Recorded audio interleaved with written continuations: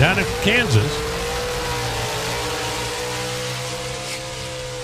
Greg Anderson for HendrickCars.com, Summit Racing Equipment, the big flagship out of KB Titan Racing, and Erica Enders picking up only her second win of the year. But you know what? If you're going to start making a move, the time to start making a move is when you're getting in towards the countdown to the championship. Working with Jason Johnson, Johnson Horsepower Garage, Skag Power Equipment. We've got some VIPs down there on the starting line. Melling, People Lease, Mark Stockseth, High Performance Lubricants. Erica fighting for it. Wants another championship. Certainly wants to get their performance back to where they're used to having it. Last year was a dream.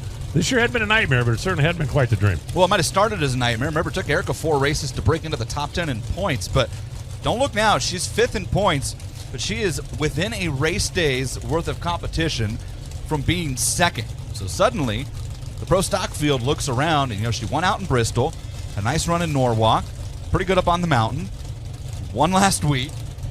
It's starting to feel like Mark Ingersoll and Richard Freeman and that team have found some of the performance that was lacking from that JHG team early in the year. They're definitely starting to string something together, and for Greg Anderson, working his way to the final round last week, had to be a little bit of a confidence builder for him as well.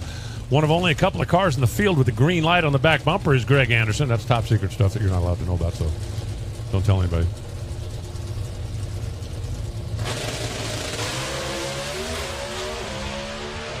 Watch the Napa scoreboard this time as Greg Anderson is tearing it up at this end. 6,600, 207. Greg Anderson goes to the top. Erica Enders goes 6,608 at 207.88. But Greg Anderson, low ET, ties Erica for top speed. They go 1 and 3, 6,600. Pretty sporty. Yeah, that is indeed. And all of a sudden, Christian Quadra has a bunch of company up there at the top of the board. Christian's car was better than everybody but Greg down low. You look at the performance and the horsepower from Greg Anderson and Erica Enders, though, 207.88 a pair. Man. But we're seeing it as we've seen so many times in Pro Stock.